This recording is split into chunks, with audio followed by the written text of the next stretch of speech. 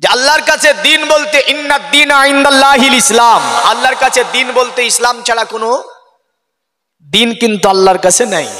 এটা আল কোরআন বলছে যে আল্লাহর কাছে যেটা দিন সেটার নাম হচ্ছে ইসলাম।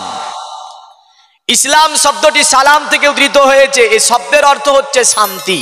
কি বাপ? শান্তি। কারণ আমরা অন্য ধর্মেও দেখতে পেয়েছি কিতাবে তাদের যেমন বলা হয়েছে যেখানে শান্তি সেখানে ধর্ম, যেখানে ধর্ম সেখানে শান্তি। এটাই ধর্মের কাজ। ধর্ম বলতে বোঝায় যে যেখানে ধর্ম বলতে আপনার শব্দটি যদিও ধর্ম ধারণ করা, মানে যে জিনিসটাকে ধারণ করলো ধর্ম, তো ধর্ম শান্তি ছাড়া ধর্ম হয় না। সে হিন্দু বলেন, জৈন বলেন, খ্রিস্টান বলেন, দলিত বলেন, আদিবাসী বলেন, শিখ বলেন, যাই বলেন না কেন, প্রতিটা ধর্মে শান্তির বার্তা দেওয়া হয়েছে। কারণ শান্তি ছাড়া কোনো ধর্ম নাই। ধর্ম এমন একটা জিনিস যে শান্তির বার্তাই ফলানো হয়েছে। আজকে আমরা মানুষ, এই হিসাবে কোরআনের বার্তা আমরা দেখতে পাই আল্লাহ পাক তিনি মানুষকেও ডেকেছেন, ইয়া আইয়ুহান নাস, হে মানব সকল।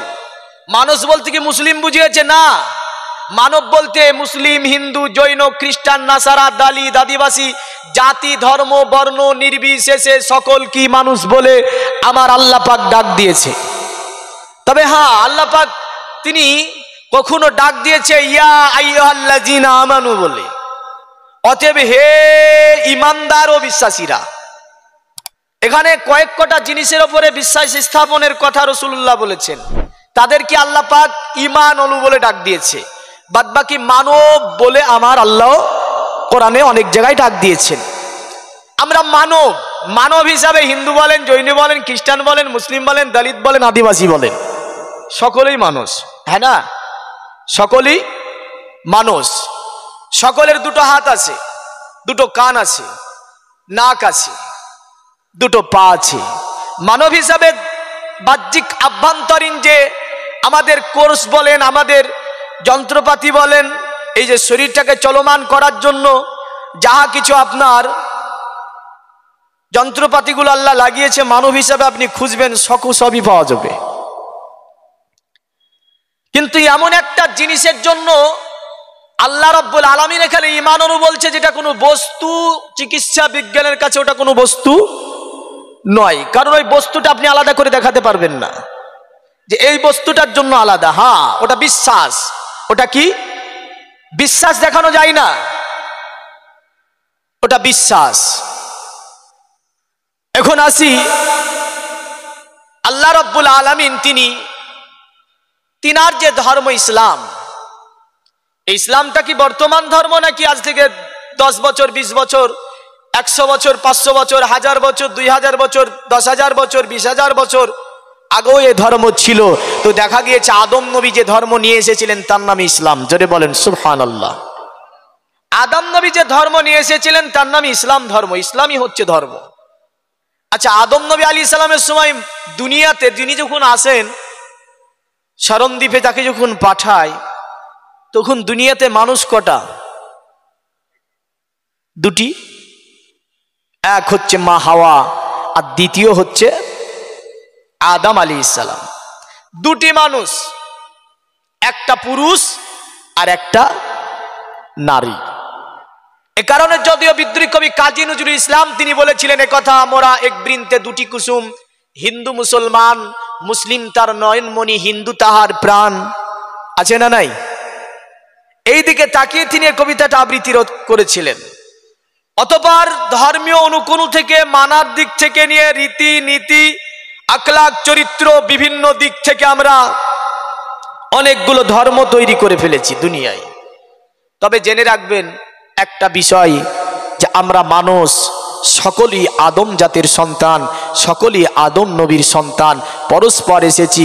আমাদের রীতি নীতি অনুযায়ী সকলেই এক একজন এক এক রকমের ধর্মের মধ্যে লিপ্ত হয়েছে। আল্লাহ যত ছেলে দুনিয়াতে বাচ্চা পাঠায় সবগুলোই মুসলমান। যখন বালিগ হয়ে যায়, বালিগ হয়ে যাবার পরে ওই রীতিনীতি অনুযায়ী, ওই ধারণের ওপরে ওই ব্যক্তিটা ধর্মীয় অনুকূলে একটা চলে যায়। কিন্তু আল্লাহ যে মানব দুনিয়াতে পাঠায় সকলকে আমার আল্লাহ মুসলমান করেই পাঠায়। জোরে বলেন সুবহানাল্লাহ। এ মানব জাতি যে দুনিয়াতে এসেছে, দুনিয়াতে আসলে একটা সংবিধান লাগে, কারণ আমাদের জীবনে আমাদের চলা বলা, কর্ম ধর্ম, ওঠা বসা, খাওয়া দাওয়া, শিক্ষা জীবন থেকে নিয়ে, অর্থনৈতিক জীবন থেকে নিয়ে, রাজনৈতিক জীবন থেকে নিয়ে, সাংস্কৃতিক জীবন থেকে নিয়ে, ধর্মীয় অনুকূল থেকে নিয়ে সমস্ত কিছুর উপরে একটা সংবিধান আমার আল্লাহ প্রথমে রচনা করেছে, অতঃপর মানবকে পাঠিয়েছে। জোরে বলেন সুবহানাল্লাহ। এই সংবিধানটির নাম হচ্ছে আল কোরআন। এটা পৃথিবীর কোন জ্যোতিষী, মনীষী, যোশী, জ্ঞানী, গুণী, বিজ্ঞানীর রচিত কিতাব নয়। এই কিতাবটা যিনি রচনা করছেন তিনি হচ্ছেন স্বয়ং আমার আল্লাহ। কেন? কারণ দুনিয়াতে মানুষ এসে মানুষের জন্য যা কিছু দরকার এই বিধানটাই আগে তৈরি করতে হবে। তাই আমার আল্লাহ আগে বিধান তৈরি করলেন, অতঃপর আদম তৈরি করলেন, দুনিয়াতে পাঠালেন। আমাদের জীবন ব্যবস্থা স্বরূপ যে কিতাবটি দুনিয়াতে, এই কিতাবের নাম হচ্ছে কি বলেন? আল কোরআন। আজকে মুসলমান জাতির অধন পতনের কিছু কারণ আমার ওয়াজের মধ্যে ইনশাআল্লাহ উপস্থাপন করব। আজ মুসলিমের অধন পতনের পিছনে মূল নাম্বার কারণ হচ্ছে এরা 95% মানুষ কোরআন পড়তে জানে না। ঠিক বলছি না ভুল? এই ঠিক বলছি না? 95% মানুষ কোরআন পড়তেই জানে না।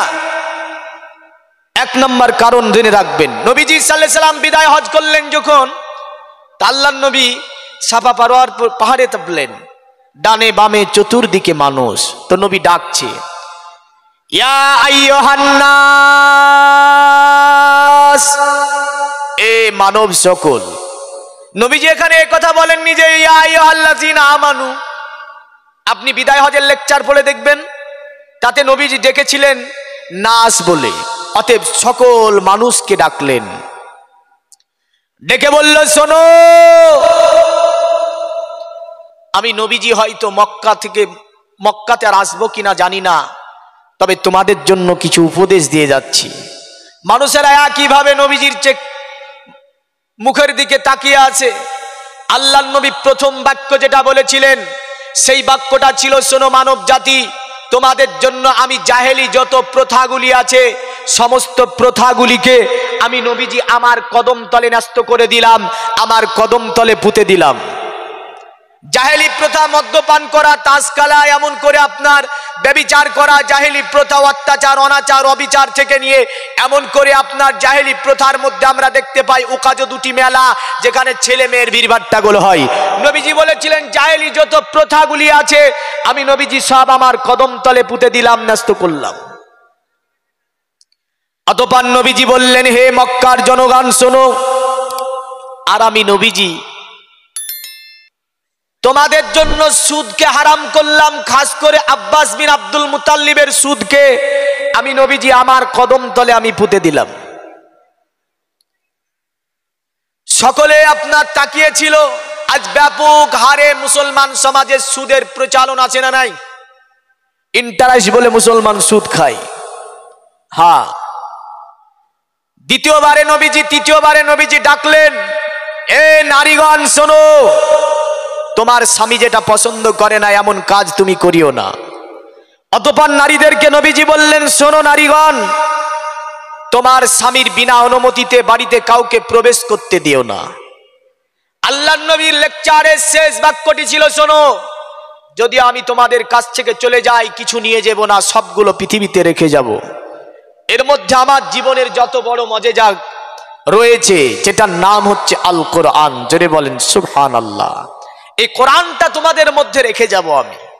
এই কোরআনটাকে তোমরা পড়বে, এই কোরআনটাকে তোমরা জানবে, এই কোরআনটাকে তোমরা মানবে, এই কোরআনকে তোমরা বুকের সঙ্গে আঁকড়িয়ে ধরে থাকবে।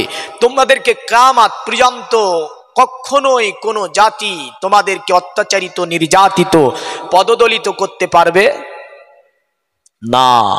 কিন্তু আমরা রমজানে একবার কোরআন পারি, আবার আমরা কি করি, রমজানের শেষে ঈদের দিন সকালবেলায় একটা জুজদানের মধ্যে ভরে উঠিয়ে দেব, আবার 1 বছর পরে পারবো এই কোরআন। আল্লাহ হেফাজত করে জাতিকে। আসি, এ কোরআন আমার নবীজির জীবনের উত্তমতম মজেজা। এ কোরআন কি দিয়েছে বিশ্ববাসীকে যদি বলেন, এ কোরআন বিশ্বের মানবকে কোন জায়গায় পৌঁছেছে যদি দেখতে যান, দেখতে পাবেন বিশ্বের যে আধুনিক বিজ্ঞানের গবেষণাগার আছে, যেখানে আল কোরআনের স্থান রয়েছে, সকল ধর্মীয় সকল কিতাবের উপরে যে কিতাবটা স্থান পেয়েছে তার নাম আল কোরআন। জোরে বলেন সুবহানাল্লাহ। প্রথম স্টেপে কোরআন আল বিজ্ঞান নিয়ে কিছু কথা আলোচনা করব, দ্বিতীয় স্টেপে বেদ ও কোরআন নিয়ে কিছু কথা আলোচনা করব। আমেরিকা একটা সেমিনার হলো দুটি সমুদ্রকে নিয়ে, মনে রাখবেন। একটা নাম হচ্ছে আটলান্টিক মহাসাগর আর দ্বিতীয় নাম ছিল প্রশান্ত মহাসাগর। তারা বলল দুটি সমুদ্রের পানি দুই রকমের, একটার পানি হবে নোনা আর একটার পানি রয়েছে মিঠা। দুটি সমুদ্র একদম সঙ্গম স্থল দিয়ে প্রবাহিত হচ্ছে। এই সমুদ্রের পানি এই সমুদ্রে মিলবে না, আর এই সমুদ্রের পানি এই সমুদ্রে মিলবে না। সুবহানাল্লাহ বলবেন না? তারা বলল এটা কি করে হয়? পানি তরল পদার্থ, একে অপরের সঙ্গে মিলে যাওয়ার কথা। তারা স্টিমার তৈরি করলো, আটলান্টিক মহাসাগরের সেই স্থানে গিয়ে গবেষণা শুরু করলো। এক নয় দুই না, আপনার এই মহাসাগরের মধ্যে যাবার পরে বিজ্ঞানীদের গবেষণা ছিল আপনার দীর্ঘদিন ধরে, কিন্তু এই স্থানে আপনার তাদের গবেষণা গন্তব্য স্থানে পৌঁছাতে সক্ষম হলো না। দুনিয়ার মুমিন মুসলমান তারা বলল এই সমাধান আমরা কেমন করে দিতে পারি, এই সমাধান আমরা কেমন করে করব? তারা বলল দেখ বেদের মধ্যে পাওয়া যায় কিনা। তারা বেদ খুললো, খোলার পরে একটা একটা করে দেখতে লাগলো, কিন্তু বেদে এই আটলান্টিক মহাসাগর প্রশান্ত মহাসাগরের এই যে বর্ণনাটা বেদের মধ্য থেকে ফয়সালা করতে সক্ষম হলো না। পৃথিবীর মুমিন মুসলমান তারা বলল মহাভারত খুললো, তারা আপনার সেই ফয়সালা দিতে সক্ষম হলো না। তারা বলল জান্দে বাস্তা খুল, জান্দে বাস্তাতে এর বর্ণনা খুঁজে পাওয়া গেল না। এমন করে পৃথিবীর জমিনে ত্রিপিটক খুললো তারা, তাতে এই বর্ণনাটা খুলে পাওয়া গেল না। শেষ পর্যন্ত তারা বলল চল মুসলমানদের কিতাব যেটা আল্লাহর নবী মুহাম্মদ রাসূলুল্লাহ সাল্লাল্লাহু আলাইহি ওয়াসাল্লামের উপর অবতীর্ণ হয়েছে, এই কিতাবটাকে আমরা দেখব, এই কিতাবটার মধ্যে বর্ণনা আছে কিনা, এই বিষয়টা আমরা লক্ষ্য করব। তারা আল কোরআনের সংস্পর্শে এসে গেল, আল কোরআনকে তারা আপনার পড়তে শুরু করলো। জগতের মুমিন মুসলমান আজকে আপনি যদি দেখতে যান আপনার বিজ্ঞানের গবেষণাগারে এই কোরআনকে তারা শুধু পড়ে না, কোরআনের আপনার গভীর স্থানে আপনার একদম তাদের কোরআনের গভীর স্থানে কি বলতে চেয়েছে তারা গবেষণা করে সেটা জানতে চেষ্টা করে। আর আমরা এই কোরআনটাকে শুধু পড়তেও আপনার চেষ্টা করি না, আমাদের ছেলেরা এই কোরআন পড়তেও জানে না।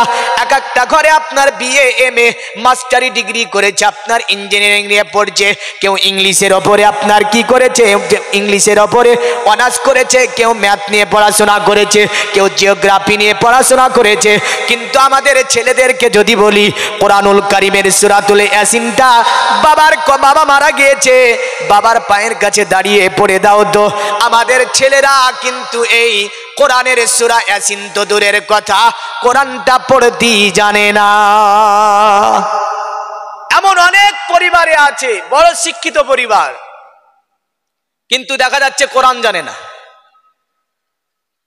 ইঞ্জিনিয়ারিং পাস করেছে, অফিসার, আপনার দেখা যাচ্ছে সায়েন্স নিয়ে পড়াশোনা করেছে, ভালো স্টুডেন্ট, কিন্তু কোরআন জানে না। তো বলেন আল্লাহর কাছে এর কোনো দাম আছে যে কোরআন পড়াই জানে না? খবরদার। তো তারা যখন কোরআনের সংস্পর্শে আসলো, তো কোরআন পড়তে পড়তে দেখছে সূরা আর রহমান, সূরা রহমানের মধ্যে আল্লাহ বলছে মারাজাল বাহরাইনি ইয়ালতাকিয়ান।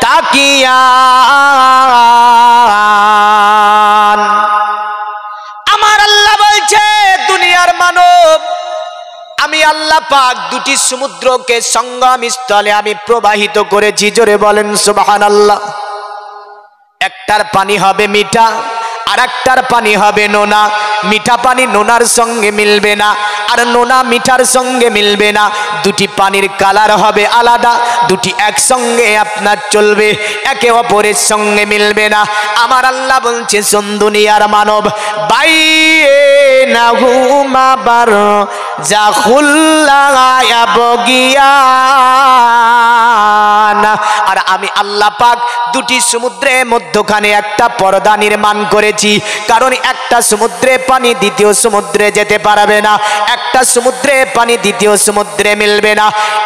জগতের মুমিন মুসলমান তারা বলল দুনিয়ার জমিনে মুসলমানদের কিতাব আল কোরআনে কত সুন্দর আলোচনা দিয়ে দিল যে এই একটা সমুদ্রের পানি দ্বিতীয় সমুদ্রে মিলবে না। তারা বলল চল মাইক্রো করব। কোরআন তো বলছে বাইনাহুমা বারযাখুল্লা ইয়াবগিয়ান, কারণ উভয় সমুদ্রের মধ্যে আল্লাহ বলছে আমি একটা পর্দাকে নির্মাণ করেছি।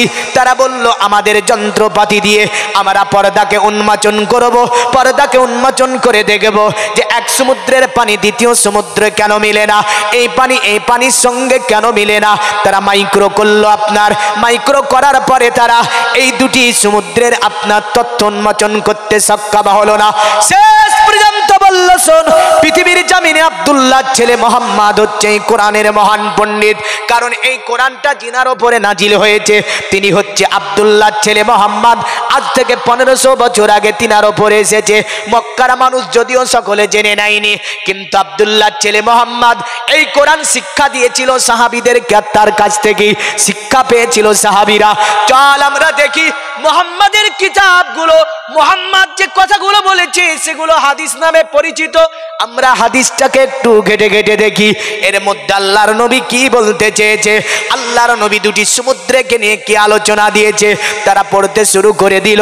আমার নবীজি দুটি সমুদ্রে বর্ণনা দিতে গিয়ে আল্লাহর নবী বলেছেন শোনো দুনিয়ার মানব, যেই দিন এই দুটি সমুদ্রকে আমার আল্লাহ পাক পর্দাকে উঠিয়ে নেবে, আটলান্টিক মহাসাগর প্রশান্ততে মিলিয়ে দেবে, আর প্রশান্তকে আটলান্টিকের সঙ্গে মিলিয়ে দেবে, পৃথিবীর জমিনে সেই দিন মানুষ বসবাস করতে পারবে না। অক্সিজেনে দূষিত হয়ে যাবে, মানুষের শরীরে ঘা হয়ে যাবে, এমন করে মানুষগুলো দুনিয়াতে থাকতে পারবে না। তারা গবেষণা করে দেখলো হ্যাঁ পৃথিবীর অতএব অক্সিজেনকে এত সুন্দরভাবে রিফাইন করে আপনার ফিল্টার করে যে সমুদ্র দুটি আপনার আমাদের দিকে পাঠিয়ে দিচ্ছে, এই সমুদ্র দুটির নাম হচ্ছে একটার নাম আটলান্টিক মহাসাগর, দ্বিতীয় নাম হচ্ছে আপনার প্রশান্ত মহাসাগর। তারা বলল শোন আব্দুল্লাহ ছেলে মোহাম্মদ কোন ইউনিভার্সিটি কলেজ স্কুল কোথাও পড়লো না, কিন্তু এত সুন্দর বর্ণনা কোথায় পেয়ে গেল? দেখা যায় যে এত সুন্দর বর্ণনা আমার আল্লাহ পাক আল কোরআনে দিয়েছে। জোরে বলেন সুবহানাল্লাহ।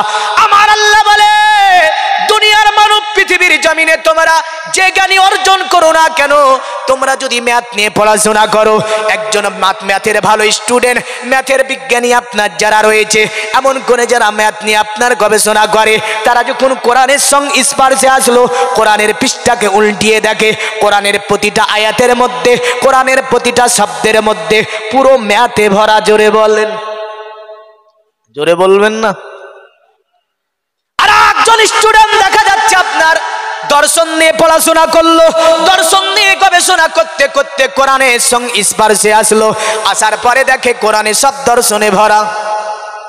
বিখ্যাত দার্শনিক যার নাম ছিল ফখরুদ্দিন রাজি। কি নাম বললাম?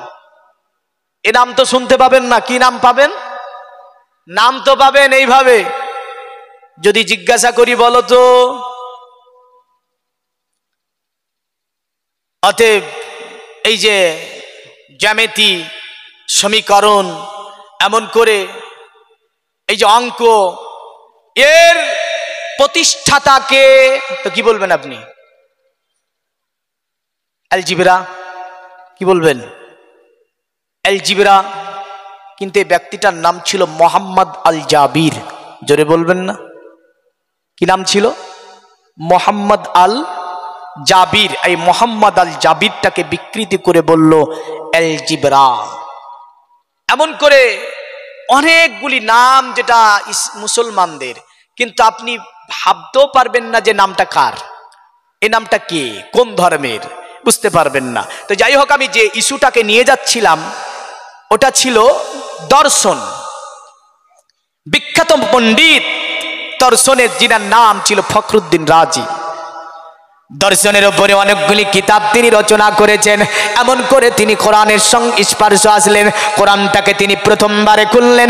খোলার পরে দেখে কোরআনের প্রথম পৃষ্ঠা আপনার উল্টানোর পরই তাতে যেন আমার আল্লাহ বলছে, জালিকাল কিতাব লা রাইবা ফি, এ ও কিতাব জিসকে আন্দার কোই শাক কি সুবহা নেহি। এটা এমন একটা কিতাব যে কিতাবের মধ্যে সন্দেহ তো সন্দেহর জায়গা পর্যন্ত নাই। জোরে বলেন সুবহানাল্লাহ। এই আপনার ফখরুদ্দিনের রাজি বলল, পৃথিবীর জমিনে বহু কিতাব গবেষণা করেছি, পৃথিবীতে অনেকগুলো কিতাব দেখেছি, আমি আজকে এই কোরআন পেয়েছি। কোরআনের গবেষণা করতে লাগলেন তিনি। বলে কোরআনের ওপরে দর্শন নিয়ে একটা কিতাব রচনা করব, বিশ্বের মানুষকে দিয়ে যাব।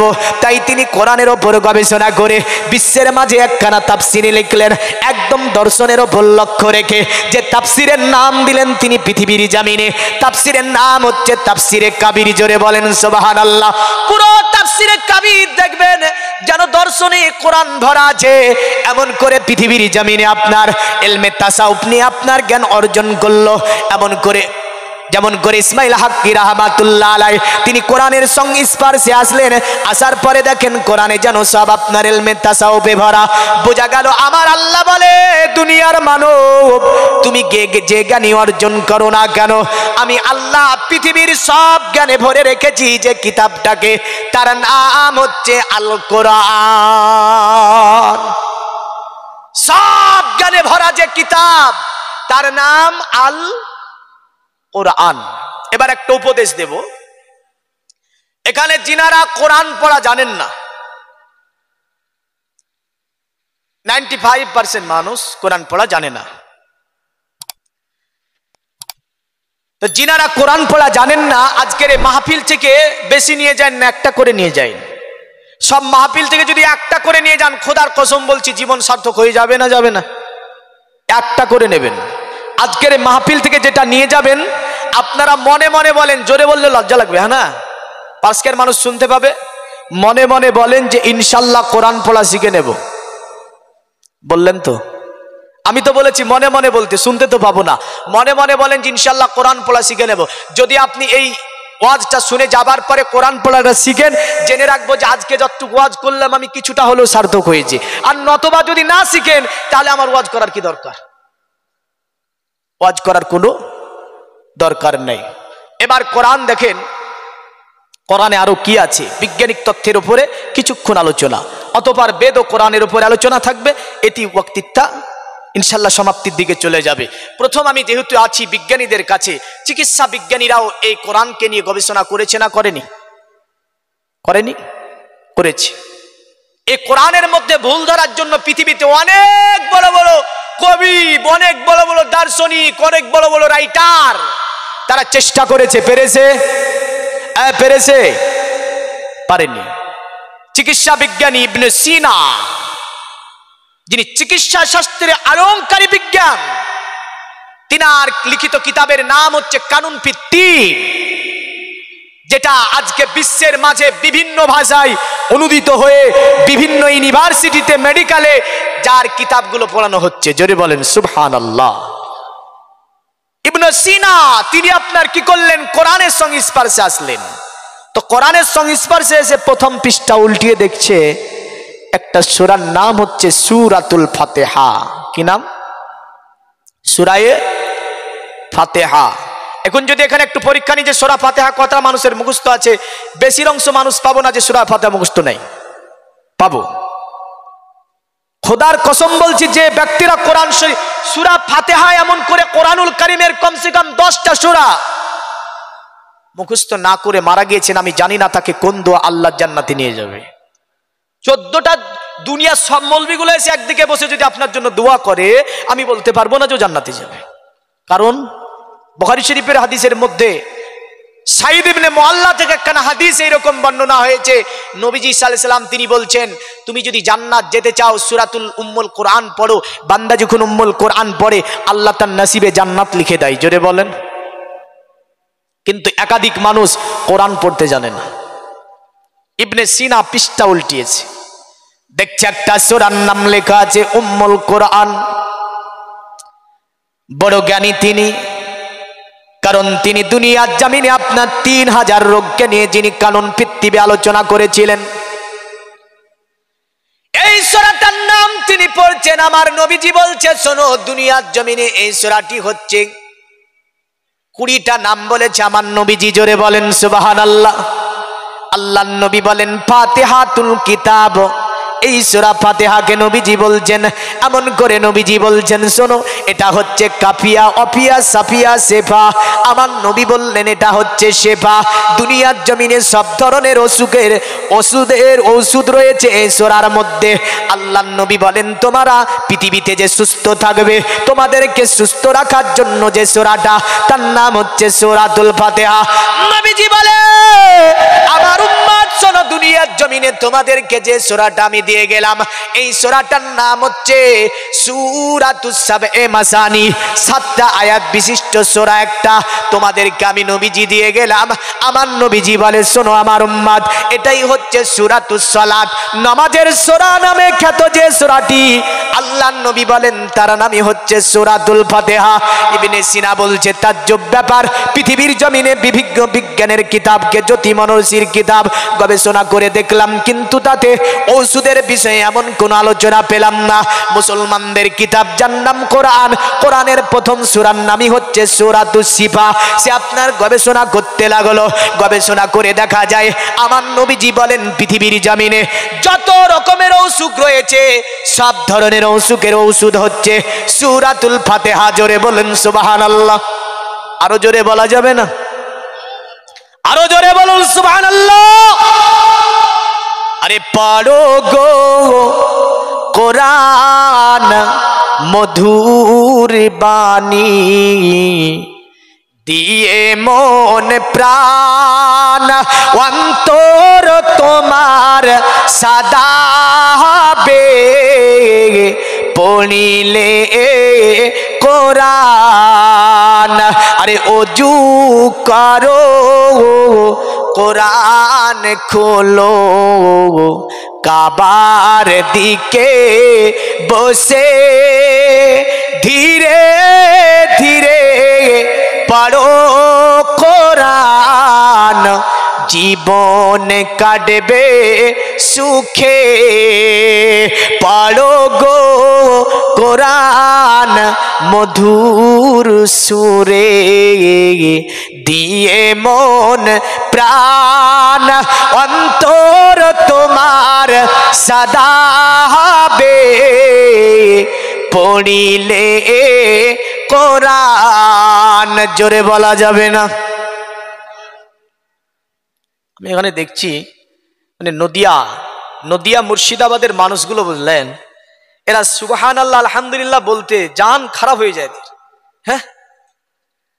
কিন্তু কালিয়াচাক, মালদা এইসব সাইডে লাফিয়ে উঠে মানুষ সুবহানাল্লাহ বলে, জাজবাত জোশ আলাদা ওদের, হ্যাঁ না।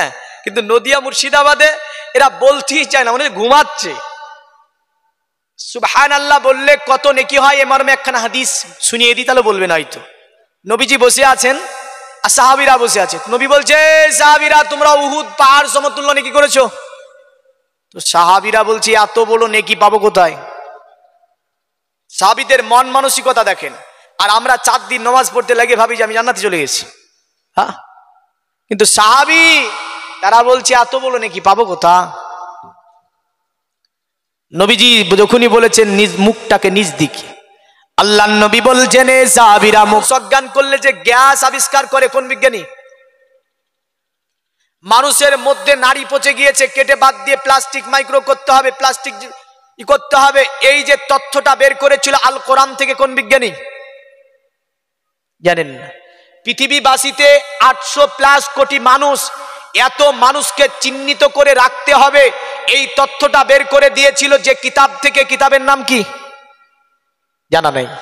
হ্যাঁ, পৃথিবীতে যে বিজ্ঞানী আপনার এই গ্যাস এবং অপারেশনের প্রথম প্রক্রিয়া চালু করেছিল, এই বিজ্ঞানীর নাম ছিল ইবনে সিনা। এই তথ্য তিনি পেয়েছিলেন আল কোরআনে। জোরে বলেন সুবহানাল্লাহ।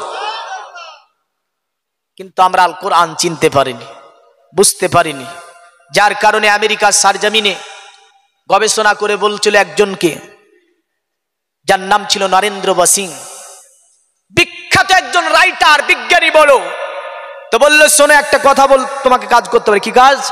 বলে মুসলমানদের আল কোরআন থেকে বিশ্বের সমস্ত বৈজ্ঞানিক তথ্য বেরিয়ে যাচ্ছে, এই কোরআনের বিরোধিতামূলক একটা কিতাব লিখতে হবে তোমাকে।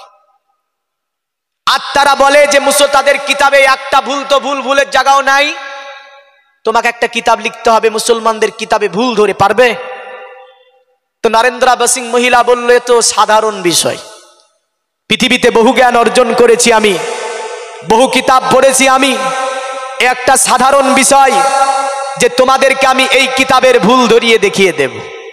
বিরাট সম্মেলন, সেখানে বিরাট আপনার সম্মেলনের মধ্যে বহু জ্ঞানী গুণী বিজ্ঞানীরা ছিল, যেখানে আপনার অনেক গবেষণাগারের মানুষেরা ছিল, সাংবাদিকেরা ছিল। তিনি বললেন মুসলমানদের কিতাব আল কোরআন থেকে ভুল ধরে একটা কিতাব রচনা করব, আর দ্বিতীয় সেই কিতাবের বায়ান থাকবে মোহাম্মদের চরিত্রের ওপরে দাগ লাগাবো। কথা যখন সে শুনে নিল, সকলে বলছে এবার মুসলমানদের কিতাবে নিশ্চয় ভুল প্রমাণ হবে। বিশ্বে গবেষণাগারে এই কিতাবটা উঁচু জায়গায় থাকবে না, নিচে যাবে। নরেন্দ্রা বসিং মহিলায় আপনার এই কথা দেওয়ার পরে পৃথিবীর মুমিন মুসলমান কোরআনকে তিনি পড়ছেন। কোরআনে আপনার প্রথম আল্লাহ চ্যালেঞ্জ দিচ্ছে পৃথিবীর বিজ্ঞানীরা, পৃথিবীর দার্শনিকেরা, আমি আল্লাহ প্রথমেই তোমাদেরকে চ্যালেঞ্জ দিয়ে বলছি জালিকাল কিতাবুল লা রাইবা ফি, অতএব এই কিতাবের সন্দেহ তো সন্দেহ, সন্দেহের জায়গা পর্যন্ত নাই। এই বিজ্ঞানী আমেরিকার নরেন্দ্রা বসিং, বিখ্যাত একজন লেখিকা, তিনি বলছে তাজ্জব ব্যাপার, কোরআন কেবল খুললাম আর কোরআনের প্রথমেই লিখছে আল্লাহ যে এই কিতাবে ভুল তো দূরের কথা, ভুলের জায়গা পর্যন্ত নেই। রাগটারও বেড়ে গেল, বলে আমি তো ভুল নিশ্চয় বের করব। তিনি একটা একটা করে আয়াতের ওপরে গবেষণা করে, কিন্তু আপনার একটা একটা করে আয়াতের গবেষণা করতে করতে তিনি 6666 খান আয়াতকে শেষ করে ফেললেন। কোরআনে একটাও ভুল দেখা গেল না, একটাও ভুল তিনি বের করতে পারলেন না। তিনি ভাবে তাজ্জবের বিষয়, এই কোরআনে ভুল ধরার জন্য খাতা কলম দাওয়াত নিয়ে বসে আছে, একটা মোটা কিতাব রচনা করবে, একবার খতম হয়ে গেল, দ্বিতীয়বার কোরআনকে আবার ভেরিফাই করে, একটা একটা করে অক্ষর বাই অক্ষর দেখতে থাকে। কিন্তু এই নরেন্দ্রা বসিং আমেরিকার বিখ্যাত লেখিকা কোরআনের মধ্য থেকে একটাও ভুল বের করতে সক্ষম হলো না। আবার আপনার দেখতে লাগলো, দেখতে দেখতে দেখতে দেখতে দীর্ঘ 2 বছর পার হয়ে গেছে, দীর্ঘ 2 বছর পূর্ণ হয়েছে।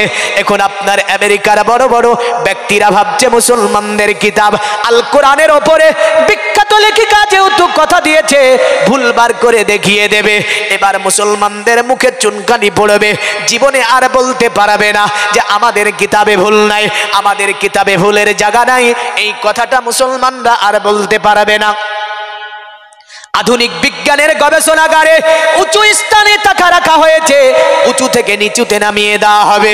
যদি সেই প্রমাণটা করে দিতে পারে পৃথিবীর মুমিন মুসলমান নরেন্দ্রা বসিং একবার নয়, 2 বার নয়, 2 বছরে মোটামুটি ভাবে 72 বার কোরআনকে আপনার খতম করেছে, কিন্তু একটাও ভুল বের করতে পারেনি।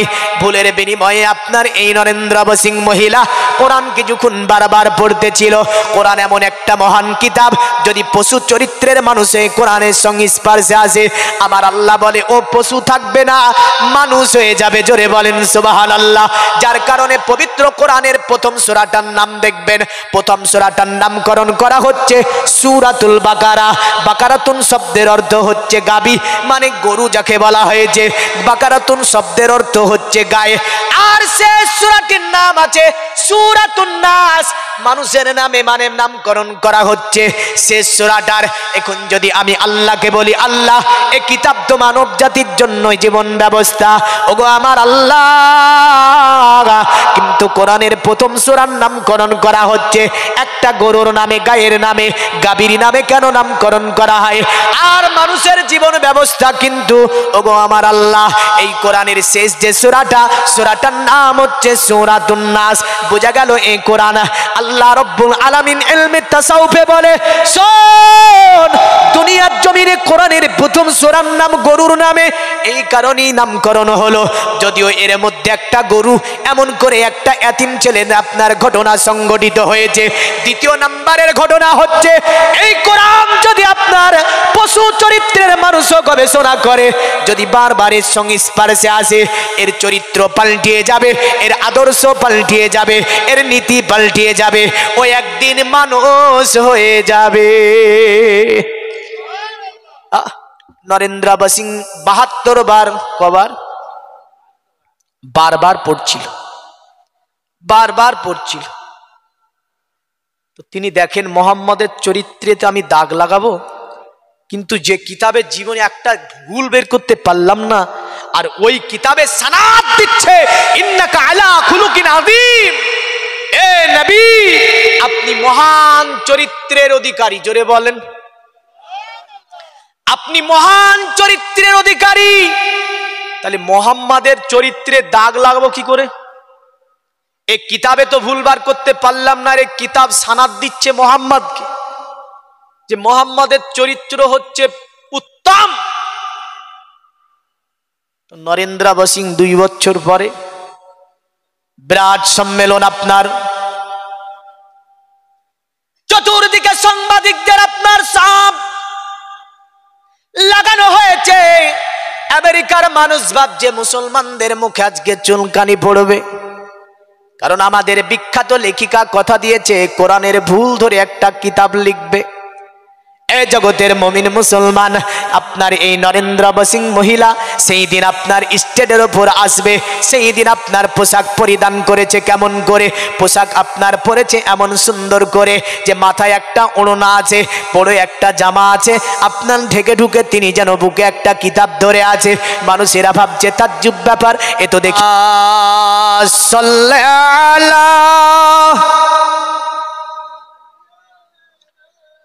মাওলানা মুহাম্মদ আলা আলি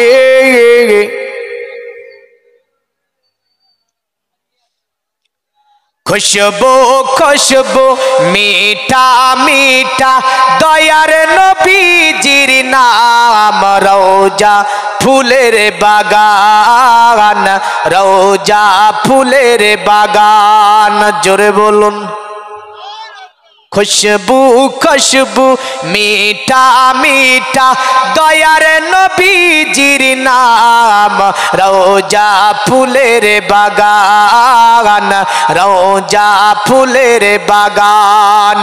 মদিনা শরীফের অলি গলিতে কতই না ধুমধাম, রওজা ফুলের বাগান, রওজা ফুলের বাগান। আল্লাহ আল্লাহ নূরি তাজাল্লা চমকাই পিয়ার গলিতে, দয়ার নবীজির গলিতে, দয়ার নবীজির গলিতে। বাজি মে নুরানি, বাজি মে নুরানি, রাত নুরানি, দেখো জান্নাতের বাগান, রওজা ফুলের বাগান, রওজা ফুলের বাগান। জোরে বলুন সুবহানাল্লাহ।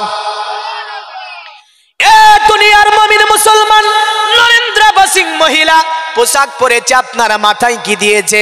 মাথায় ওড়না দিয়েছে, পুরা পোশাক আপনার আবৃত হয়েছে। কারণ আপনার আমেরিকান আপনার নারীদের পোশাক হয় স্কিন টাইট গেঞ্জি, আপনার অশ্লীল পোশাক, ছোট্ট একটি পোশাক। জানি না এই পোশাকটি কোন আপনার ধর্মে দিয়েছে। এ জগতের মুমিন মুসলমান, ইসলাম ধর্ম যে পোশাকের কথা বলেছে, ওই পোশাকের কথা নবীজি যেমন বলেছে, আমার মোটামুটি বিজ্ঞান কোরআনের ওপরে একটা স্টেপ আলোচনা আপনার এখানে রেখে দেব, কারণ নতবা আপনি বেদ কোরআন থেকে কিছু শুনতে পাবেন না। ওয়াজটাকে একটু মরিয়ে যাবার পরে বেদ কোরআন ভবিষ্য পুরাণে আমার নবীজির শানে কি বলেছে, ধর্ম কি জিনিস, এমন করে আল্লাহর শানে তারা কি কথা বলতে চেয়েছে। বড় বড় মনীষী জ্যোতিষী গবেষক দুনিয়াতে আবির্ভাব হয়েছে, তারা আপনার ধর্মকে নিয়ে গবেষণা করেছে। ধর্মকে নিয়ে গবেষণা করার পরে তারা আমাদেরকে কি দিয়েছে, বিশ্বের মানবকে কি দিয়ে গিয়েছে একটু জানার আমরা চেষ্টা করি। কারণ নরেন্দ্র বসিং মহিলা যদিও অশ্লীল পোশাক পরিধান করেছে, কোরআন বলছে শোন এই পৃথিবীর মানব, তোরা পোশাক পরবি, এমন পোশাক পরবি তোদের পোশাক হবে আবৃত। পুরুষ পোশাক পরবে হালকুম থেকে নিয়ে ঘাটনুর ওপর পর্যন্ত। জোরে বলেন এই কতদূর পুরুষ পরবে? হালকুম থেকে নিয়ে হাঁটুর নিচে। এদের কে বলছে হাঁটুর নিচে? হাঁটুর নিচে ঘাটনুর ওপরে। এখানে যতটা আমার মানুষ বসে আছে বেশির অংশ প্যান্ট পরেছে দেখেন ঘাটনুর নিচে। ঠিক বলছি না? নবীজি বললেন পরো না, পড়লে তোমার শরীরের হরমোন কমে যাবে, পুরুষত্ব কমে যাবে, নারগুলো দুর্বল হবে। বিজ্ঞান গবেষণা করে বলল, আব্দুল্লাহ ছেলে মোহাম্মদ বলে অতএব তোমরা প্যান্টকে পরো ঘাটনুর উপরে। বলে বিজ্ঞানের গবেষণাগারে গিয়ে দেখা যায় পুরুষের হরমোন তৈরি হচ্ছে কোথায়? ঘাটনুর নিচে। যদি আপনার প্যান্ট বারবার ঘর্ষণ লাগে, হরমোন আপনার কমে যাবে শরীরে, এমন করে নার্ভগুলো দুর্বল হবে, এমন করে আপনার পুরুষত্ব আপনার হ্রাস পাবে। আল্লাহর নবী 1500 বছর আগে বললেন, এ পুরুষ তোমরা পোশাক পরিবে কোতন হালকুম থেকে নিয়ে ঘাটনুর ওপর পর্যন্ত। কিন্তু আমাদের একাধিক যুবকের পোশাক আমরা দেখতে পাই সব প্যান্টগুলো ঘাটনু ঢাকা আছে। আগামী কালকে কেটে ফেলবেন ওটা। কি করবেন?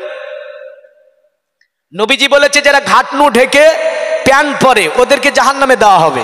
কোথায় দেওয়া হবে? যদি বলেন ছোট মৌলবি সাহেব আবার কি বলে রে, আগামীকাল মিলাবেন, যত মৌলবি আছে দিয়ে দিয়ে মিলাবেন, কথাগুলো নোট করে রাখবেন। এবার দেখেন, এটা একটা উপদেশ দিলাম ওয়াজের মধ্যে। ওয়াজ শুধু শুনলে হবে না, কিছু বলেন হ্যাঁ মানবো। যারা ঘাটনুর নিচে প্যান্ট পরে মনে মনে বলেলেন যে আগামীকাল থেকে চেষ্টা করব ঘাটনুর নিচে পরবো না। তবে ঘাটনুর ওপরে করার জন্য প্যান্টকে যে জড়ানো হয়, শরীয়তের বিধানে প্যান্টকে জড়ানো এটাও নবীজি নিষেধ করেছেন। আপনাকে পোশাক বানাতে হবে ঘাটনুর ওপর পর্যন্ত। কতদূর বানাতে হবে? ঘাটনুর ওপর পর্যন্ত। এই জড়াবেন একবার ছাড়বেন একবার, এটা কিন্তু শরীয়তের বিধান নয়, খবরদার। আমেরিকান মহিলাদের পোশাক হচ্ছে একদম হাঁটুর ওপরে পড়বে নারীরা, হাঁটুর ওপরে, আর একটা গেঞ্জি। এই পোশাক কি কোনো ধর্মের, হিন্দু বলেন, খ্রিস্টান বলেন, নাসারা বলেন, দলিত বলেন, আদিবাসী বলেন, কোন ধর্মের ধর্মীয় গ্রন্থতে এই পোশাকের অনুমতি দেওয়া হয়েছে না। এখন বলবে মুসলমানরা শুধু ঢেকে ঢুকে বেড়ানোর কথা বলেছে, অন্য ধর্মে বলেনি। না, মিথ্যা কথা। মুসলমান নারী পর্দা করার কথা বলা হয়েছে, বেদে পর্দা করার কথা বলা হয়েছে। এমন করে সানাতে আপনার যেমন করে দলিতদের কিতাব সাহেব গ্রন্থতে নারী পর্দা করার কথা বলা হয়েছে। জগবেদের মধ্যে বলল, জিজ্ঞাসা করছে পণ্ডিতকে, এ পণ্ডিত তুমি বলো পোশাক কেমন হবে? মানুষ যে পোশাক পরে ওই পোশাকটা কেমন হবে? তো কি বললো? অদং পশ্যব্বে মাপ্রি সনাতং পদকো হরো। পণ্ডিত বলছে মাতে কস্পলক দসন্ত সারি ব্রহ্ম ভুবিত। বলল শুনে রেখে দে পুরুষ এবং নারী, তোমরা পোশাক পরবে। এ পৃথিবীর যুবক তোমরা পোশাক পরবে হালকুম থেকে নিয়ে ঘাটনুর ওপর পর্যন্ত। আর নারী তোমরা পোশাক পরবে মাথার তালু থেকে নিয়ে পায়ের তালু পর্যন্ত। জোরে বলেন। পণ্ডিতকে বলল, পণ্ডিত যদি কোনো নারী এমন পোশাক না পরে, মাথার তালু থেকে নিয়ে পায়ের তালু পর্যন্ত না ঢাকে, বলল ওটা নারী নয়। বলে কি তাহলে? বলে যে নারীটা এমন পোশাক পরবে না, অশ্লীল পোশাক পরে হেলে দুলে চলাফেরা করবে, তার চলনে অন্য পুরুষ আকৃষ্ট হবে, ওই নারীটা পৃথিবীতে নারী হতে পারে না, ওটা হবে ধূর্ত শগুনের মতো। ও নারী কোথায়? ও ধূর্ত শগুন। যে নারী খোলামেলা ভাবে চলাফেরা করে, পোশাকে আবৃত হয় না, মাতে কস্পলক দসন্ত সাহারি ব্রহ্ম ভুবিত, ওটা নারী নয়, ওটা হচ্ছে ধূর্ত শগুন। এটা আমার ধর্মের কথা নয় বাপ। তাহলে নারী মানি ঢেকে ঢুকে বেড়াতে হবে, হ্যাঁ না? পোশাক ভালো পরতে হবে। কিন্তু এখনকার মুসলমানদের নারীদেরও পোশাক হচ্ছে প্যান্ট গেঞ্জি, কিছু কিছু, সব বলছি না, আছে না নাই? নবীজি বলেন যদি পুরুষের পোশাক নারীর জন্য পরা হারাম আর নারী পোশাক পুরুষের জন্য পরা হারাম, কিন্তু আমরা ওগুলো আর দেখি না। কিছু কিছু নারী বলছে তোদের প্যান্ট আমি নিয়ে নেব। হ্যাঁ, দিনের পর দিন ছোট হতে লেগেছে পোশাক। আল্লাহ পাক এ থেকে সমাজকে হেফাজত করে, সকলে বলে আল্লাহুম্মা আমিন। বর্তমান নমাজ আছে কিন্তু সমাজ নাই আমাদের, হ্যাঁ না? নমাজ আছে, সমাজ নাই। এই সমাজকে আমাদেরকে প্রতিষ্ঠিত করতে হবে ইসলামিক অঙ্গিনায়।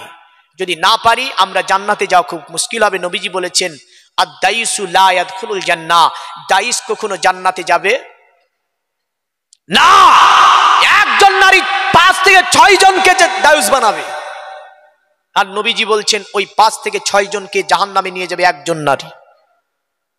বাপ 1 নাম্বার, মা, বড় ভাই, ওই নারী স্বামী, ওই নারী শ্বশুর, ও নারী শাশুড়ি, এমন করে ওই গোষ্ঠীর মেম্বার যিনি, মানে যিনি গোষ্ঠীতে সকলে মানে যিনাকে সবচেয়ে, যিনি বয়োজ্যেষ্ঠ ব্যক্তি, ওই মেম্বার, এই কটা মানুষকে একজন নারী জাহান্নামে নিয়ে যাবে। নবী বললেন আদ-দায়ুসু লা ইয়াদখুলুল জান্নাহ, দায়ুস কখনো জান্নাতে প্রবেশ করবে না। আল্লাহ পাক আমাদেরকে থেকে হেফাজত করে, সকলে বলুন আল্লাহুম্মা আমিন। নরেন্দ্র সিং মহিলা মাথায় উড়না, আপনার সকলে দেখে বলছে তাজ্জুব ব্যাপার। আজকে কিতাব তো প্রকাশ করা হবে, মুসলমানদের কোরআনের ভুল ধরে কিতাব হয়তো রচনা হয়েছে, কিন্তু পৃথিবীর মুমিন মুসলমান এই নরেন্দ্র সিং মহিলা আপনার মাথায় ওড়না দিয়ে উঠার পরে স্টেজের ওপর দাঁড়িয়ে গেল। আমেরিকাতে চতুর্দিকে মানুষজন, সাংবাদিকের ভিড়ভাট্টা লেগেছে, তিনি ওড়না দিয়ে দাঁড়িয়ে আছেন, বুকের সঙ্গে একটা কিতাবকে ধরে আছেন। কিতাবটার নাম হচ্ছে আল কোরআন। জোরে বলেন সুবহানাল্লাহ। জিজ্ঞাসা করলে লেখিকা তুমি অনেক কিতাব লিখেছো, অনেক জ্ঞান গরিমা তোমার, কিন্তু মুসলমানদের কিতাবের ভুল ধরবো তুমি কথা দিয়েছো, সংবিধান সম্মেলনে তুমি কথা দিয়েছিলে, কিন্তু আজকে দেখছি তুমি কোনো কিতাব তো নিয়ে আসলে না, বুকে তোমার আল কোরআন ধরে আছো, এমন করে তোমার মাথায় ওড়না, পুরা শরীর আবৃত আছে পোশাকে। এ নরেন্দ্র সিং বলো তুমি কি ব্যাপার তোমার? নরেন্দ্র সিং বলল শোনো আমেরিকার মানুষ, সংবিধান সম্মেলনে তিনি বললেন শোনো পৃথিবীর জমিনে আমি অনেক কিতাব দেখেছি, বেদ দেখেছি, মহাভারত দেখেছি, জান্দে বাস্তা দেখেছি, ত্রিপিটক দেখেছি, এমন করে সাহেব দেখেছি, এমন করে পৃথিবীর জমিনে যত ধর্মীয় গ্রন্থগুলো আছে সব ধর্মীয় গ্রন্থ আমি পড়ে পড়ে দেখেছি। সব ধর্মীয় গ্রন্থতে যদি আমাকে বলো ভুল ধরতে, আমি কিছু না কিছু ভুল বের করে দিতে পারবো, কিন্তু মুসলমানদের কিতাব আল কোরআন আমি একবার নয়, দুইবার নয়, 72 বার আমি পড়েছি। মুসলমানদের কিতাবে ভুল তো দূরের কথা, ভুলের জায়গা পর্যন্ত আমি খুঁজে বের করতে পারিনি। আমেরিকার মানুষেরা শুনে রেখে দাও, আমি নরেন্দ্র সিং তোমাদেরকে বলে যাচ্ছি, আমি এতদিন যে ধর্মে ছিলাম অন্য ধর্ম অবলম্বী মানুষ আমি, তবে আজকে তোমাদেরকে কথা দিলাম মুসলমানদের কিতাব আমি পড়ে দেখেছি। পৃথিবীর জমিনে অতীব তোমরা যদি বাঁচতে চাও, পৃথিবীর জমিনে শান্তিময় যদি বসবাস করতে চাও, এই কিতাবকে বুকের সঙ্গে আঁকড়ে ধরে নাও। এই কিতাবে এমন কিছু তথ্য আমি খুঁজে পেয়েছি যা পৃথিবীর কোনো কিতাবে আমি দেখতে পাইনি। এই কিতাবটা এমন মহান কিতাব যেটা পৃথিবীর মানুষ যারা রচিত হতে পারে না, কারণ এমন জ্ঞানে ভরা আছে এই কিতাব, যার কারণে আমি তোমাদের আজকে এই স্টেজে এই কারণেই দাঁড়িয়েছি আমি আজকে, কারণ আমার দাঁড়ানোর পিছনে কারণ হচ্ছে আমি তোমাদের সম্মুখে প্রকাশ্যে এলান করছি লা ইলাহা ইল্লাল্লাহ মুহাম্মাদুর রাসূলুল্লাহ সাল্লাল্লাহু আলাইহি ওয়াসাল্লাম। আমি এই মন্ত্র পড়ে কলেমা পড়ে ইসলাম ধর্ম আমি গ্রহণ করে নিলাম। এটা কিসার সংস্পর্শে এসে? কোরআনের।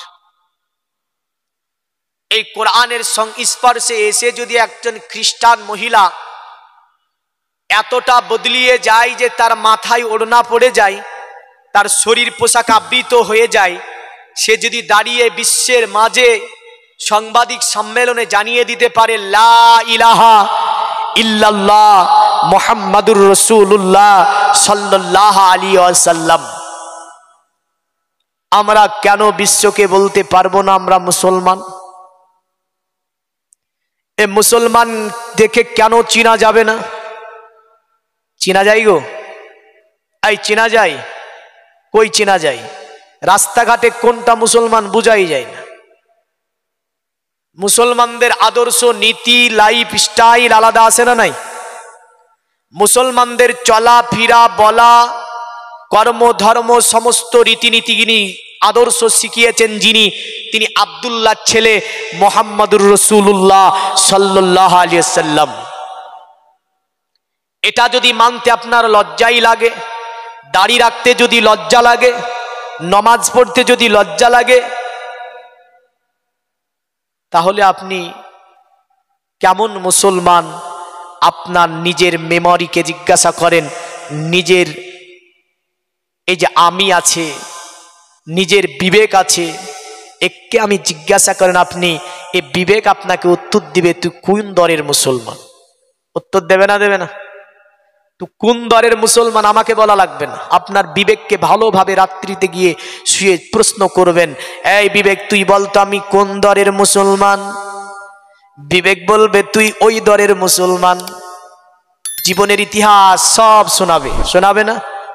এই করেছিস, ওই করেছিস, ওই করেছিস, ওই করেছিস, তুই কোন দরের মুসলমান? এই কারণে বিদ্রোহী কবি বলেছিলেন, কোথায় স্বর্গ কোথায় নরক, কে বলে তা বহুদূর, মানুষের মাঝে স্বর্গ নরক, মানুষ ইতি ঈশ্বর আসুর।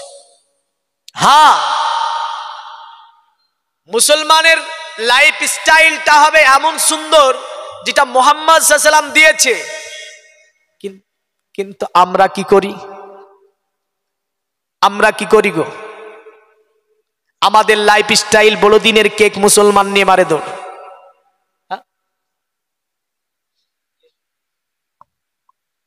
যে সমস্ত মেয়েরা বাইরে দাঁড়িয়ে আছেন, আপনারা সকলেই প্যান্ডেলের ভেতরে এসে জমে জমে বসে যান। বাইরে অযথা আপনারা ঘোরাফেরা করবেন না। হ্যাঁ, প্যান্ডেলে সকলেই জমে জমে বসে যান।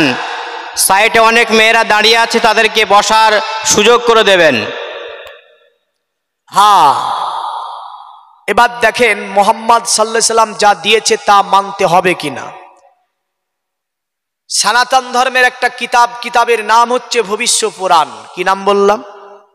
ভবিষ্য পুরাণ। আর আমাদের কিতাবের নাম কি? আল কোরআন। আর তাদের কিতাবের নাম হচ্ছে ভবিষ্য পুরাণ। এ ভবিষ্য পুরাণে বলে, শোন দুনিয়ার মানব, এ তো শ্লীলন্তরে মিলোচ্চাচার দেন সম্ভাবিত, মহামাদিতি খ্যাত শিক্ষ সখা সম্ভাবিত, বিপ্রসেচা মহাদেব মুরিস্থল নিবাসী নাম গঙ্গা জনিষ্ঠ সংস্নপ্য পঞ্চগব্য সম্ভবিতে, নমস্তে বিরিজানাথ মুরিস্থল নিবাসিনে তীব্রার সুরণ সেই বহুমায়া প্রবার দিনে। বললে জগতের মানব, শোন, পৃথিবীতে মরুর প্রান্তরে একজন ব্যক্তির আবির্ভাব হবে, তিনার নাম হবে মোহাম্মদ। কি নাম? মোহাম্মদ নাই, মোহাম্মদ। সংস্কৃতি ভাষায় যদিও ভবিষ্য পুরাণের শব্দটিকে মোহাম্মদ বলেছে, আর আমরা কি বলি? মোহাম্মদ। কারণ আরবি ভাষায় কোরআনে এইভাবে আছে, মা কানা মুহাম্মাদুন আবা আহাদিম মির রিজালিকুম ওয়ালাকির রাসূলুল্লাহ ওয়ালাকির রাসূলুল্লাহি ওয়া খাতামান নাবিয়্যিন। আল্লাহ বলে মুহাম্মদ সাল্লাল্লাহু আলাইহি ওয়াসাল্লাম কোন পুরুষের পিতা নাই, আর ইনি হচ্ছে নবীদের সমর্পণকারী নবী। কারণ ইনার পরে আর কোন নবী রাসূল এই ধরাতে আল্লাহ পাঠাবে না। আমার আল্লাহ বলে নবুয়তের দরজায় তালা বন্ধ করে দিলাম, আর কোন নবী রাসূল আসবে না। তারা ভবিষ্য পুরাণে বলল মুহাম্মদ নামে ওই ব্যক্তিটা মরুর প্রান্তরে জন্ম নেবে, তার আখলাক চরিত্র এত সুন্দর হবে, তার আখলাক চরিত্র দেখার পরে মানুষ দলে দলে দলে দলে যাবার পরে ওনার হাতে হাত দিয়ে কলেমা পড়বে, শিক্ষা সম্ভাবিত। আর ওই মুহাম্মদ তিনি কি করবে? অতএব দুনিয়ার জমিনটাকে তিনি মক্কা থেকে মক্কার চতুর্দিককে শাসন করবে তিনার দলবল নিয়ে। কারণ এত তাড়াতাড়ি মানুষেরা যাবার পরে তার কাছে বায়াত গ্রহণ করবে এবং তিনি দলবল নেওয়ার পরে মক্কাকে শাসন করবে, মক্কার চতুর্দিককে শাসন করবে। জগতের মুমিন মুসলমান তারা বলল তিনি তলোয়ার দিয়ে শাসন করবে না, তিনি বোমা দিয়ে শাসন করবে না, অত্যাচার অবিচার অনির্যাতন করে নয়, তিনার চরিত্র দেখে মানুষ অটোমেটিক আপনার চলে আসবে তিনার কাছে এবং কলেমা পড়ে ইসলাম ধর্ম গ্রহণ করবে। জোরে বলেন সুবহানাল্লাহ। মক্কার যত কুসংস্কার মিটাবে যিনি, তিনি হচ্ছে আব্দুল্লাহ ছেলে মোহাম্মদ। পৃথিবীতে যিনি মানবকে মানব হিসাবে প্রতিষ্ঠিত করবেন তিনি হবেন আব্দুল্লাহ ছেলে মোহাম্মদ। পৃথিবীটাকে যিনি বাসযোগ্য করে তুলবেন তিনি হবেন আব্দুল্লাহ ছেলে মোহাম্মদ। তাই তারা বলল নমস্তে বিরিজানাত মরিস্তান নিবাসিনে তিপ্রারা সুনসাই বহুমায়া প্রবর্তিনে। ওগো মরিস্তানে আগমনকারী ব্যক্তি, তোমাকে জানাই আমরা প্রণাম, তোমাকে জানাই আমরা শতবাদ। তিপ্রারা সুনসাই বহুমায়া প্রবর্তিনে। দয়া করে কাল কিয়ামতের দিবসে ময়দানে মাজারে যখন রৌদ্র পড়বে চটপটিয়ে, এ মুহাম্মদ তোমার কদমের ছায়ে আমাদেরকে একটু আশ্রয় করে দেবে, আমাদের জীবনটা ধন্য হবে। জগতের মুমিন মুসলমান যদি সনাতন ধর্মের ভবিষ্যৎ পুরাণে বলে তিপ্রারা সুরনা সাই বহুমায়া প্রবার দিনে, অতএব ওই মুহাম্মাদের কদমের ছায়ার নিচে কিয়ামতের দিন যদি একটু আশ্রয় পেয়ে যায় জীবনটা ভরে যাবে, জীবনটা ধন্য হবে সেই দিন। তাহলে জাহান্নামের আগুন জ্বালাতে পারবে না। বলুন তো আমাদের দরকার আছে না নাই? নবী ছাড়া জান্নাত পাওয়া যাবে? নবী ছাড়া জান্নাত যাওয়া যাবে না। নবী ছাড়া আপনি কখনোই কোনো জগতে পরিত্রাণ পেতে পারেন না। আল্লাহ তাই বলে ইয়া আইয়ুহাল্লাযীনা আমানুস্তারিবু লিল্লাহি ওয়ালির রাসূলি ইজাদাকুম। এ পৃথিবীর ঈমানদারেরা, এ পৃথিবী বিশ্বাসীরা, তোমরা তোমাদেরকে যখন আল্লাহর রাসূলের তরফ থেকে ডাক দেওয়া হবে তোমরা সব কাজ বন্ধ করে দাও। সব কাজ বন্ধ করে দেওয়ার পরে আমার নবীজির ডাকে তোমরা সাড়া দাও। এতেই তোমার জীবনের মঙ্গল আছে, এতেই তোমার জীবনের কল্যাণ আছে। শুধু আল্লাহ তাই বলে নাই, আমার আল্লাহ বলছে লাকাদ জাআকুম রাসূলুম মিন আনফুসিকুম আজিয়াতুন আলাইহি মা আনিতুম হারিসুন আলাইকুম বিল মুমিনিনা রাউফুর রহিম। আমার আল্লাহ বলে শোনো, তোমাদের মধ্য থেকে একটা নবী আমি আল্লাহ পাক পাঠিয়েছি, যে নবীটা তোমাদের দুঃখে পড়া কষ্টে পড়া দিনের জন্য আমার কাছে মঙ্গল কামনা করে। তিনি হচ্ছে মুহাম্মাদুর রাসূলুল্লাহ সাল্লাল্লাহু আলাইহি ওয়াসাল্লাম। আমার আল্লাহ বলে আলাইকুম বিল মুমিনিনা রাউফুর রহিম, তুমি আমার নবী মুমিনদের জন্য অতি মেহেরবান এবং দয়ালু। যদি আমরা মুমিন হতে পারি নিশ্চয় আমার নবী আমাদের জন্য অতি দয়াদ্রবান। আমাদেরকে তাহলে কি হতে হবে? কি হতে হবে গো? মুমিন হতে হবে। আর মুমিন হতে গেলে কি করতে হবে? 95% মানুষ নমাজই পড়ে না, ঠিক বলছি না? আর যখনই মরে যাবে বুঝলেন 3 বার খতম দেয়, বড় বড় গরু জবা করে। মৌলবীদেরকে দাওয়াত করেছে, হ্যাঁ মৌলভী সাহেব দোয়া করে দেন, জিয়ারত করে একদম বললাম জান্নাতে একটা ঠেলে পাঠিয়ে দিল। হ্যাঁ, এ মনে মনে ভাবলো যে জান্নাতে ঢুকিয়ে দিলাম বাবাকে। 3টা কেন? এরকম খতম যদি আপনি 2-5 লক্ষ দিয়ে দেন আর যদি মুসলমান হয়ে মারা না যান, পৃথিবীর কোনো দোয়া কাজে লাগবে? কাজে লাগবে না। নিজে কিছু আমাল করে যান। অনেকে আছে নামাজ পড়ে না, একটু আমার ওয়াজে এটা সব জায়গাতে থাকে, এখানেও থাকবে, এখানে মিস্টেক হবে না। এখানে যতজন ব্যক্তি আছেন আজকের এই মাহফিলে অনেকে আছে আপনার শুধু ঈদের নামাজি আছে না নাই? ঈদের মুসল্লি বলছে ওদেরকে। 2 ঈদে 2 রাকাত পড়ে, ঈদুল ফিতরে 1 রাকাত পড়ে, ঈদুল আজহাতে 1 রাকাত পড়ে। তাহলে 2 রাকাত পড়ে, কিন্তু 2 ঈদের নামাজ কয় রাকাত? 4 রাকাত। এই মুসল্লিগুলাকে বলছি আমি, আপনার এই জনতার মধ্য থেকে 5 জন ব্যক্তি হাত তুলে বলুন তো, মৌলভী সাহেব কথা দিচ্ছি আগামী কাল থেকে 5 ওয়াক্ত না পারলেও 1 ওয়াক্ত পড়বো বলে। 5 জন ব্যক্তি। আপনি তো পড়েন না নামাজ? এত এরকমই হলো গো। আমি একটা জায়গায় পনের ওয়াজ করছিলাম, পণ মানে ওই যে বর্তমান যে পণ নিচ্ছে, বুঝলেন তো। যুবকদেরকে আমি বলছি, যুবক তোমরা পণ নেবে না, হাত তুলো তো ইনশাল্লাহ বলে। আমার সম্মুখে একজন বসেছিল, ইনশাল্লাহ বলে হাত তুলেছে, 3 বার অলরেডি বিয়ে হয়ে গেছে, বুঝলেন। তা আমার সামনে চাচা বলছে, চাচা তো পড়ে নামাজ, দেখে বুঝতে পারছি পড়ে। যিনারা পড়ে না আমাকে 5 জন ভাই দিতে পারবেন যে মৌলভী সাহেব আগামী কাল থেকে 5 ওয়াক্ত না পড়লে 1 ওয়াক্ত বলবো বলে?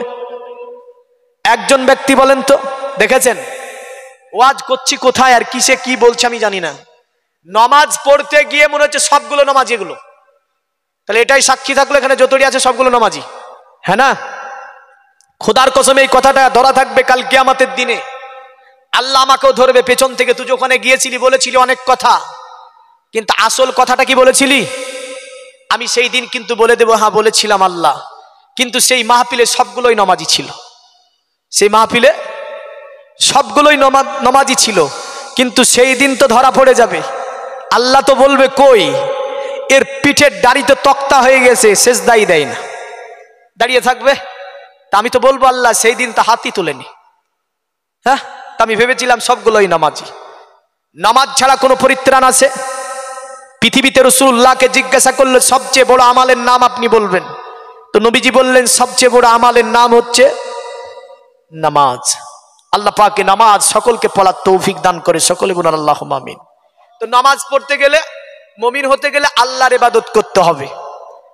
এটা কি শুধু মুসলমান ধর্মী বলেছে নাকি অন্য ধর্মে বলেছে? একটুখানি দেখবো। অথর্ব বেদে বলছে সঞ্জাতদা বলদা যস্য বিশ্ব যশস্যায়ে মৃতং যস্য দেবা যশস্যায়ে মৃত। এ জগতের মুমিন মুসলমান, তোরা মৃত্যুর পরে যদি জান্নাত যেতে চাস, স্বর্গে যেতে চাস, দুনিয়াতে যত ধর্মের মানুষ আছে বললেন, হিন্দু বলেন, জৈন বলেন, খ্রিস্টান বলেন, দলিত বলেন, আদিবাসী বলেন, শিখ বলেন, তারপরজি বলেন, 3000-এর অধিক ধর্ম।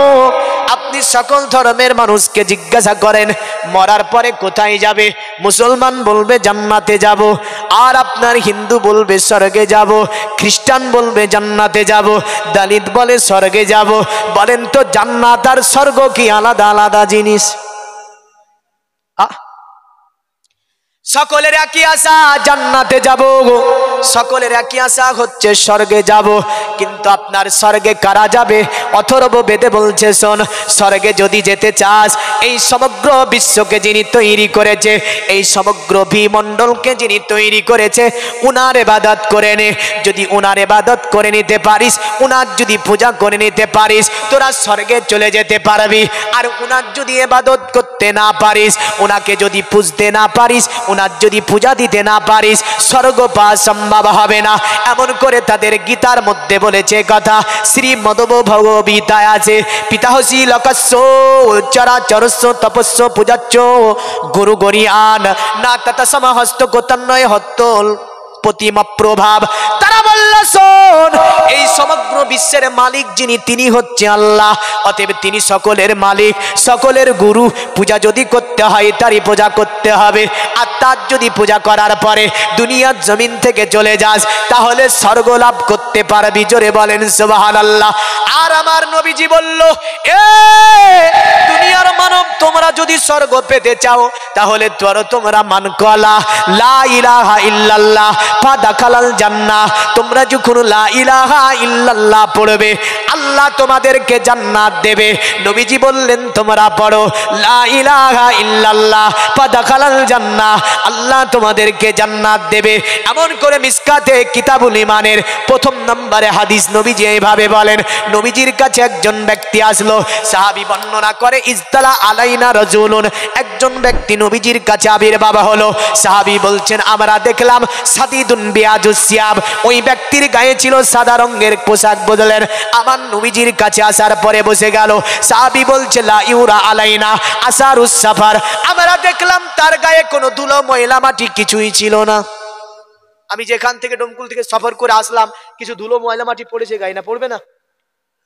হ্যাঁ, তো সাহাবী বলছে লা ইউরা আলাইনা আসারুস সাফার, যে ব্যক্তি এসে বসলো ওই ব্যক্তির গায়ে আমরা কোন রকমের ধুলোবালি দেখতে পেলাম না, সাদা ফটফটে পোশাক ছিল। তো নবীজির হাঁটুর সঙ্গে হাঁটু মিলিয়ে দিল, এই হাতের সঙ্গে হাত মিলিয়ে দিল, বুঝলেন? মিলিয়ে দেওয়ার পরে নবীকে বলছি আখবারানি আনিল ইসলাম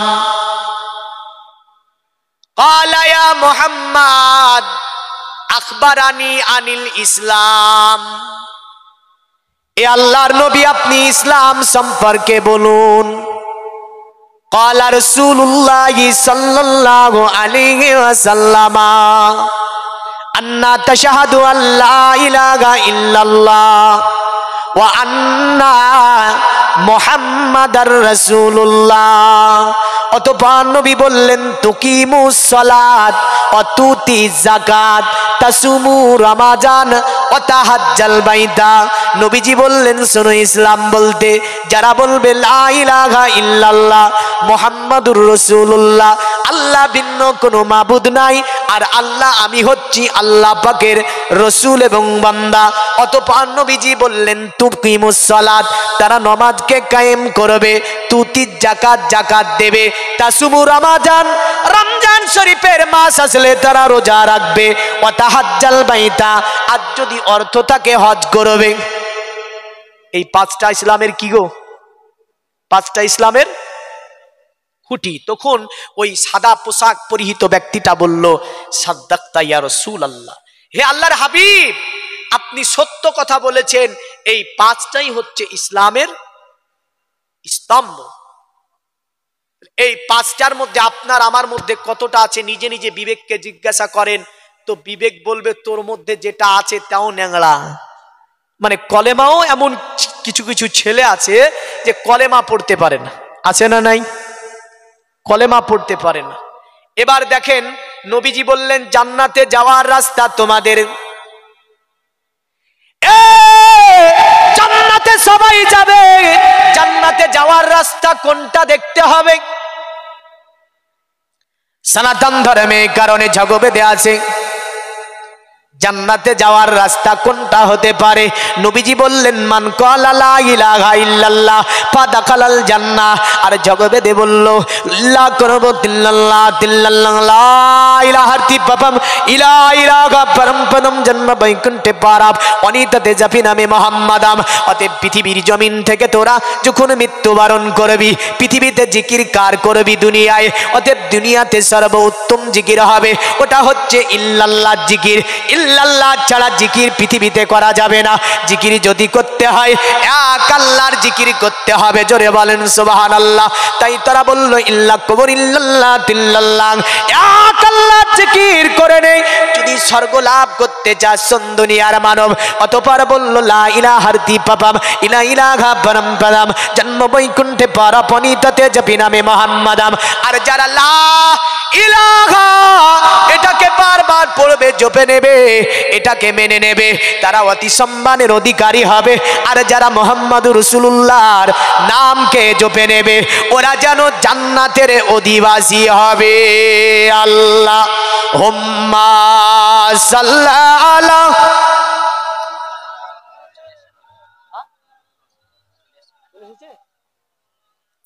ওয়া আলা আলিহি।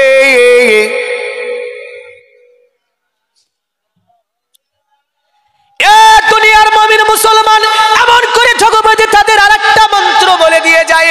আল্লাহর নবী যা বলেছেন পরস্পর স্টেপ বাই স্টেপ যদি আপনি দেখতে যান, আমার নবীজি জান্নাতে যাওয়ার জন্য যে রাস্তাটা বলে দিয়েছে ওটা এক আল্লাহর জিকির করতে হবে। আর এক আল্লাহর জিকির করলে জান্নাত পাওয়া যাবে, জোরে বলেন সুবহানাল্লাহ। এই কারণে তাদের আরেকটা মন্ত্র আছে আসবামসু গমারুয়ে দেবদত্তং জগৎপতি ওসিনা সাধু নমঃ নমস্তে সবারজে গুণা নিবিতন চিররান্না সোনা কোনা গোয়না প্রতিমুদ্দা তিংনি প্রলিঙ্গ 14 দোসান কুড়িশনি অনুসতি ওতি সং ভবিষ্যন্তি মনংসি বিসাদা নিবে বাসুদে বঙ্গরা গাতি পুণ্য গন্ধা নিষ্পৃসম পরজন পদনং বে অতিস্কিয়া সুসা দেবা ধর্ম কিত্রু যুগা দেবা লকশ্চ চারা হুষ্ট পুষ্ট সন্তুষ্ট কলকর জনি চা বুবা নানা দিবাদি লিঙ্গিসু বুসানে বুসিতে জু চা ইন্দ্র জালি বুদ্ধাতি কল্প কা পূজা কা জনা না শান্তি। নারায়ে তাকবীর। হায় হায় হায় রে, আল্লাহু আকবারের আওয়াজ দেখেছেন? আমরা মুসলমান, আরে সিংহের জাত, এদের আল্লাহু আকবারে বাইতুল আকসা কেঁপে গিয়েছে, এদের আল্লাহু আকবারে ময়দান ছেড়ে অনেকে পালিয়ে গিয়েছে, আর এখন আল্লাহ আকবার বলে তো মনে 4 দিন খেতে পাইনি, না খেতে তো পেয়েছে, ইমান খেতে পাইনি। ইমানি ভোল্টেজ জাজবা যদি না থাকে এগুলানের তেজ হবে না, বুঝলেন? আর এখনই গালি দিতে বলেন, আরে বাবা রে, ওর গালির ভলিউম 3 কিলোমিটার দূরে চলে যায়, যাই না? আর যখনই বলে নারায়ে তাকবীর তো বলে মানে বেরাচ্ছে না মুখ দিয়ে, তার মানে ইমান মরে গিয়েছে, ইমান